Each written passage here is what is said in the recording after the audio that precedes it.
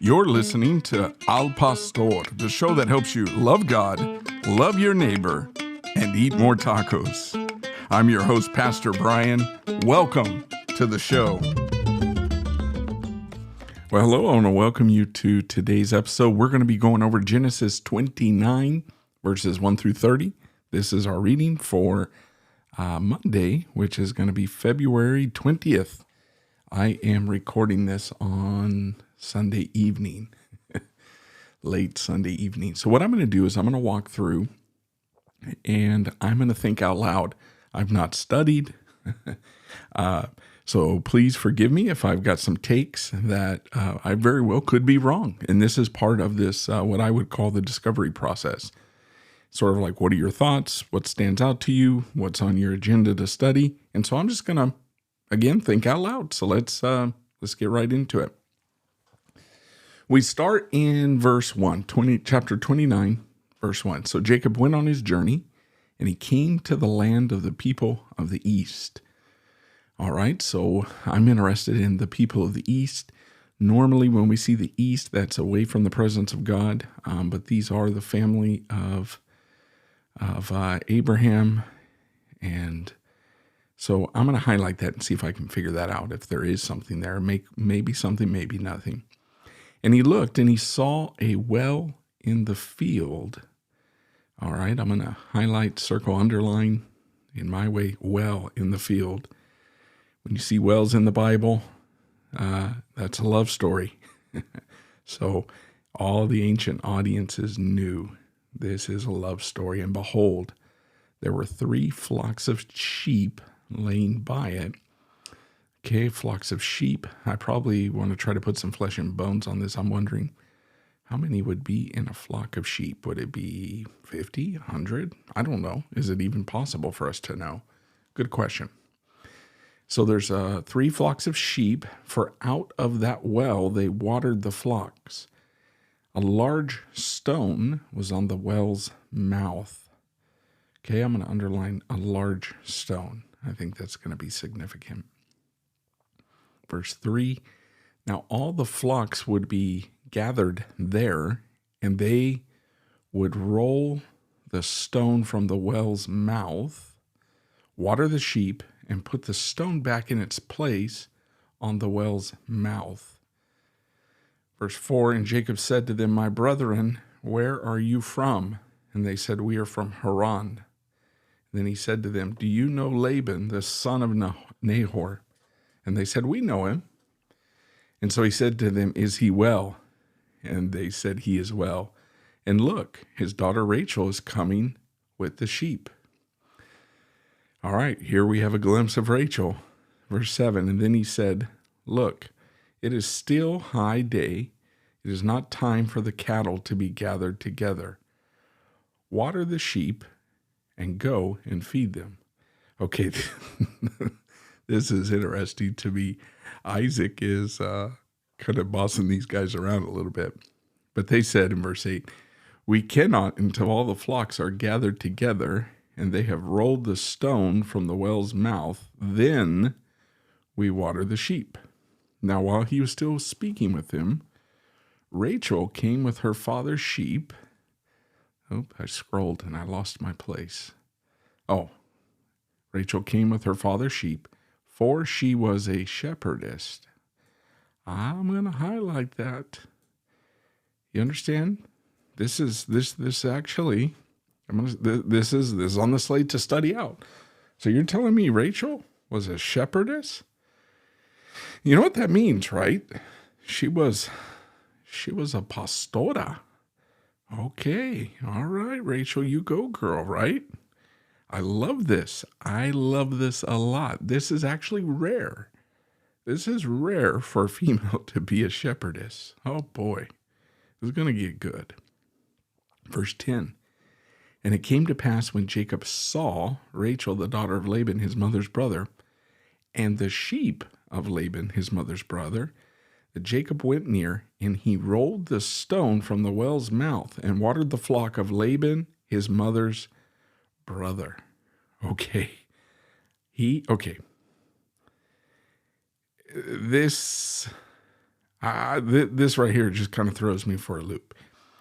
Earlier, we just saw they rolled the stone away, right? And this is I'm going to gather this is a pretty big stone. So I want to find some info on this. Like how big of a stone are we talking about? And how in the world did Jacob do that himself? Is this like seeing a girl in the gym and trying to bench press your max weight or something? Like this is Jacob flexing right here. Verse 11, and then Jacob kissed Rachel and lifted up his voice and wept. All right. Jacob kissed Rachel. Boy. Well, I'll have to study this out. I've got two directions we can go. He either kissed her as like customary, sometimes people kiss when they greet each other with a holy kiss. I don't think this was an affectionate kiss, but at the same time, I think this is going to be love at first sight for Jacob. I mean, think about this. We know Jacob, he stayed at home. He was a shepherd. And here comes Rachel. She's a shepherd. Okay, verse 12. And then Jacob told Rachel that he was her father's relative and that he was Rebekah's son. So she ran and told her father. Okay, I'm going to highlight that because she's excited. Verse 13, then it came to pass when Laban heard the report about Jacob, his sister's son, that he ran to meet him. Okay, everybody's running here. And embraced him and kissed him and brought him to his house. So he told Laban all these things. All right, I'm going to underline, he told Laban all these things. I'm going to sit on that tomorrow. Curious, like, man, can you imagine the story of Jacob? I mean, the last time Laban, as far as we know, is when his sister Rebekah departed. So how long has it been? Don't take my word on this. I'm going to guess it's been at least 60 years. Could be longer. But anyway, verse 14. And Laban said to him, surely you are my bone and flesh. And he stayed with him for a month. All right, a month. That's a long time. All right, I'm going to underline a month because that's interesting. Verse 15. Then Laban said to Jacob, because you're my relative, should you therefore serve me for nothing? Tell me, what should your wages be? Okay. My guess is because I already know the story, right? So I'm like, we know what's going to happen with Jacob. But in verse 15, I think I'm connecting this a little bit better. I mean, it's like after a month, I think it's going to be pretty obvious that Jacob's got his eye on Rachel. And Laban, we already know he's a slick one. So I don't think this conversation in verse 15 is altruistic, right? So I don't know. I've got to sit on this. Verse 16, now Laban had two daughters. The name of the elder was Leah, and the name of the younger was Rachel. Leah's eyes were delicate. All right, I'm going to underline that because I want to know more. But Rachel was beautiful of form and appearance. All right, so I'm curious, what is delicate? I've heard different things. I don't think I've really studied that out. So that's on my checklist, my to-do list. I'm not going to do it now, but I'm curious. All right, verse 18. Now Jacob loved Rachel. I'm gonna put down love because I want to know a little bit about that word. Is there anything significant? It could just be the normal general word for love, but we'll see. So he said, I will serve you for 7 years for Rachel, your younger daughter. All right, so this was Jacob's idea. He says, I'll serve you 7 years. And Laban said, it is better that I give her to you than I should give her to another man. Stay with me. All right, I have a background. Before I was saved, I had a background in sales. I could be reading into the text here, but I see some sales tactics in here. I see Laban. I mean, it's sort of like you never want to show your cards, right? And when somebody says they want something, oh boy, That's not good. Like if you go shopping for a car, they're always going to like, which one do you want? They want you to open your mouth first, right? This is part of negotiation. You never, never, never say, I want this one. I want this one and nothing else. And I want it in red. They got you. Believe me, they got you. So I see that there. I don't know. I'm gonna sit on this and I'm gonna see if this is me reading into the text, but I see that here. Now, my other question is, we know that Isaac's rich. I mean, he is rich. It said, I mean, when he was digging those wells outside of Gerar, right? I mean, he opened up the wells of his father Abraham. The Lord prospered him. He had 100-fold return. I mean, he not only was he prospered, he was very prospered. So here's my question. Why is Jacob serving 7 years for Rachel when he has the means to do what Eliezer did for Isaac? Remember what Isaac did with Laban? And, well, Rebekah's father, but Laban was the stand-in. Remember? He gave bracelets, he gave the dowry. I mean, he did all that. I mean, he brought her home. So I'm curious what's going on here. And, just thinking, we don't see any activity of the Holy Spirit. So this could be, I'm just thinking out loud, this could be an indication of the fleshly nature of Jacob prior to becoming Israel. Again, after, deceiving his brother for the birthright.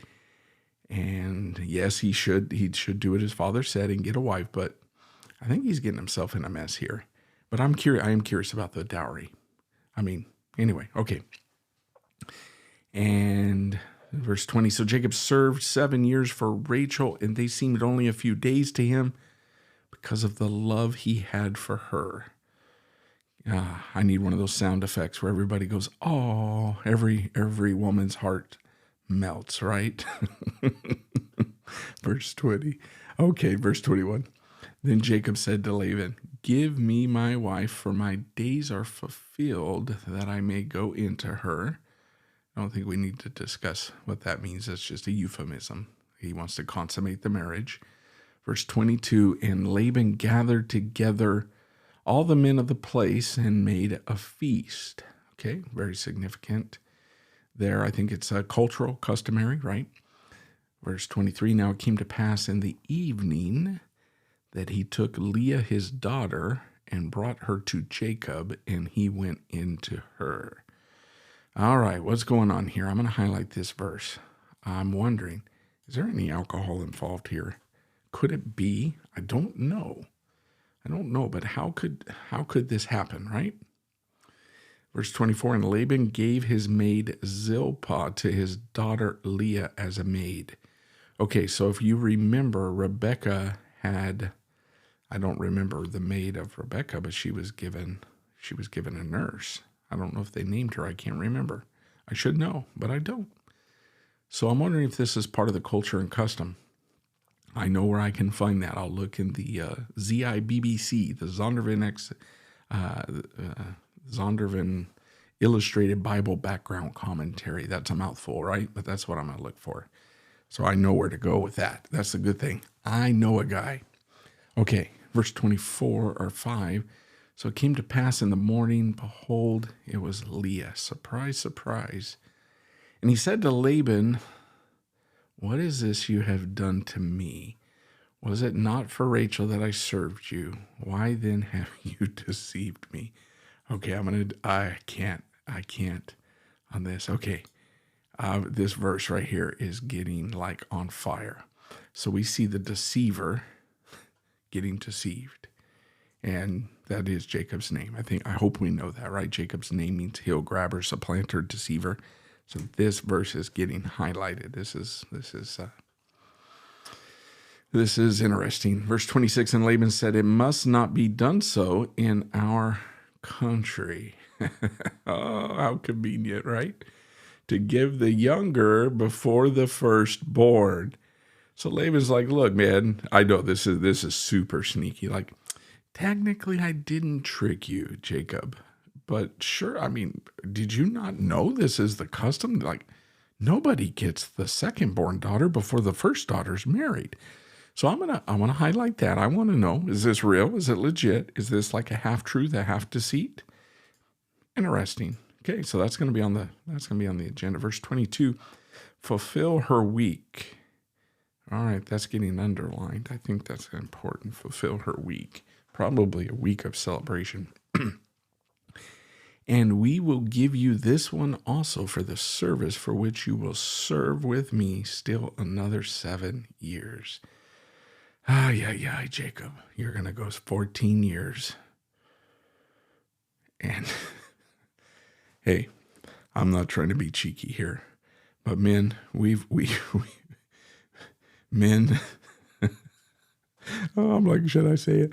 We got our hands full enough with one wife. Can you imagine what Jacob's got now? He's got 2 wives, and we know he's going to end up having a couple of concubines. But anyway, oh boy. All right, verse 28. And then Jacob did so, fulfilled her week, so he gave him his daughter Rachel as a wife also. And Laban gave his maid Bilhah, Bilhah maybe, to his daughter Rachel as a maid. All right, so we see a repetition of giving of a maid. I do, again, as I said, I want to know more about that. Verse 30, and then Jacob also went into Rachel, and he also loved Rachel more than Leah. I'm going to highlight the word loved because I want to know. I want to see if there's any connections for that. More than Leah. And he served with Laban still another 7 years. Okay, there's a lot to tackle here. That's my initial thoughts. There's a lot to study here. The main thing is I'm going to look at some cultural backgrounds. I'm really interested in the stone. I'm really interested in Rachel being a shepherdess. Like that's interesting. I'm interested in the dowry. Why did that not take place? Can I find out? Has anybody written on that? I want to know. And then, so my next step, just so you know, before I go to commentary, I'm gonna sit on this for a little bit. I'm going to bed. I'm gonna reread this. I'm gonna listen to it. I'm gonna try to put some more flesh and bones. There's nothing wrong with meditating or visualizing. Like I picture people. I'm a visual person. And then I'm gonna run cross references too, because there's quite a few cross references on here. And then I'm going to go to commentary. You might ask, well, which ones are you going to go to? Well, I'll do an initial scan through the Faith Life Study Bible, just an initial, just to see if there's any good articles or links. Then I'll probably scan through Morris. I'll probably go through Morris and see if there's anything good. And then I will probably go to the Bible Knowledge Commentary. I'll probably read that and see what they've got. And then I definitely am going to what's called the ZIBBC, the Zondervan Bible Background Commentary. And I will probably also go to the Pentateuch's narrative. And I've got my hands full, right? You're like, oh boy, yeah, this is what I'll see what's worthy. This one actually kind of seems light, but I may be in for a shocker. There could be some heavy lifting involved here. I want to know about some word plays. Definitely, I think there's a word play with Jacob and deceiving. I want to see where that is. Other than that, that's it. So I hope you guys have a blessed President's Day. I know most people have it off. Well, not most people, but maybe you have it off. What a great day.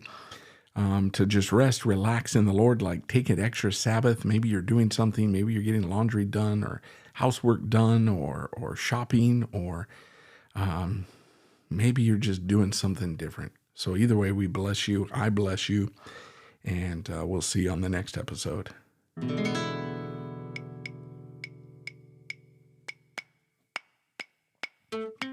Thank you for listening to Al Pastor with Brian Overturf. If you found value in this, please subscribe and get updates. Most places podcasts are available. We're right here on Anchor FM through Spotify, also on Apple Podcasts, Google Podcasts, Amazon, and iHeartRadio. I hope you'll tune in for the next episode. Until then, we'll see you later.